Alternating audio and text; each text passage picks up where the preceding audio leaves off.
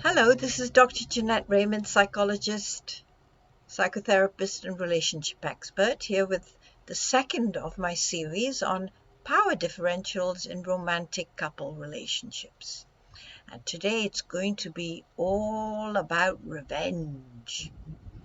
You know, when you feel like everything is going wrong for you, and other people are succeeding, particularly your partner, that they're getting the best of the deal and you're getting the raw end of the deal, you feel very, very vengeful. And it feels so good and so sweet. It fills you up with power and strength in exactly the right moment when your partner has made you feel this small and they get to be the big guys, making the rules, making the choices, and leaving you to pick up the mess and deal with it and continue to feel minimized. And so thoughts of revenge, they're very normal and very natural and quite healthy, because you have to find a way of being inflamed enough to want to regain your sense of self, your sense of needing to survive on an equal footing. And so the thoughts and the fantasies of revenge are sweet. Um, they can be very useful in switching some of your internal networks from a place of feeling helpless to a place of feeling very strong and almost omnipotent.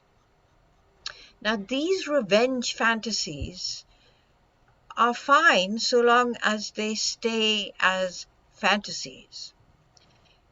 Once you think about enacting them and you actually think of taking revenge, like breaking a precious object that belongs to your partner, smearing something all over their most prized piece of clothing, making sure something doesn't work, not giving them the right information. In other words, tripping them over in subtle ways that make you feel just enough in control and superior that the revenge feels sweet, because the other person doesn't have a clue what you're up to.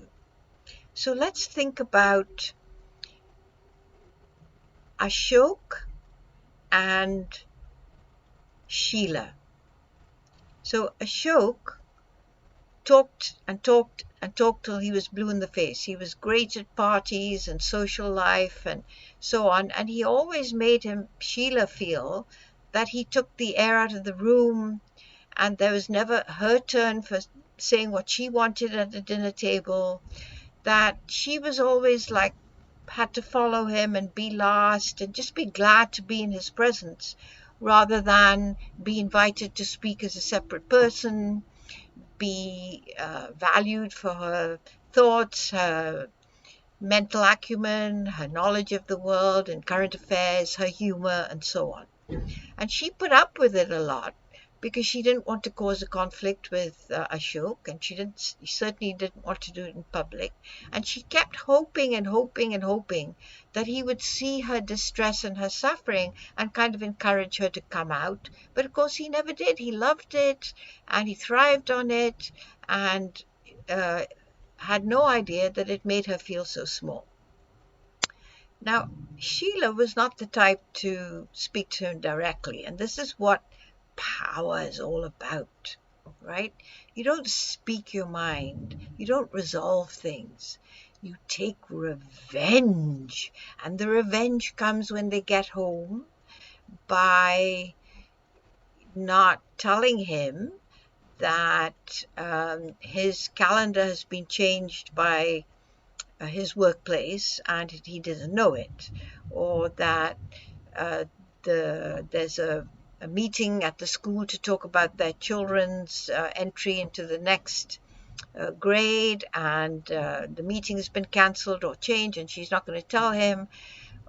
She's going to forget that he asked her to pick up his dry cleaning, and all these little tiny ways in which she kind of stabs another hole into his heart and makes him feel aggrieved, uncared for, irritated, and without really knowing why, right? So it's kind of death by a thousand knives, but almost it's a death by silence. It's the revenge of silence and getting back at you for what Sheila thinks he's so good at. This lovely image he puts on in social situations and leaves her out and makes her feel insignificant. That's unforgivable of him.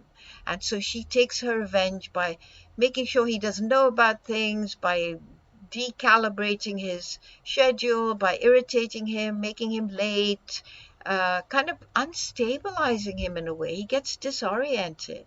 And to watch him suffer like that, it's like having a puppet on a string for her. That's her revenge, her karma. But where does it lead to? What is this kind of power differential about? It feels so good in the moment. I'm going to give you your own back. Now you know what it feels like to feel insignificant and small and irritated and unseen and uncared for. Yes, that might make you feel good in the moment, but it doesn't help communicate your real sense of suffering. So your partner will never know. Ashok never knew.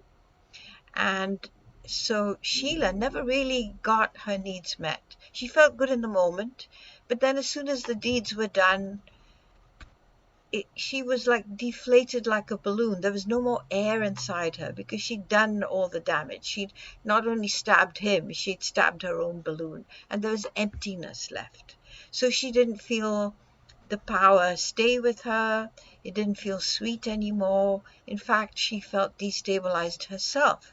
So now she has to rely on Ashok to notice that she's feeling empty and sad and depleted and come and breathe life back into her balloon and make her feel big and powerful and pretty and decorative and fun and lovely to be with, something he valued and he wanted. So this kind of power struggle, this revenge power struggle, is about taking the life away from someone that you think has done something bad to you, that's hurt you, that's poisoned you in a sense, and taking it all for yourself, but then realizing that in the process you have taken the life out of yourself as well, and that you need the other partner to bring you back to life. So I call this kind of revenge power struggle the taking of someone's life and the getting back of your life from the other. Taking and giving of life, of the air inside each other. And that's quite the power, isn't it? Taking the life blood, the life air, the lungs out of someone, deflating the lungs and reflating them, inflating, deflating, inflating, deflating, inflating. What greater power could you have over this partner when you feel unseen and dismissed, and then you give them the power to bring you back to life, and then you take their air away and they have to give you, you get it back, and so on and so forth.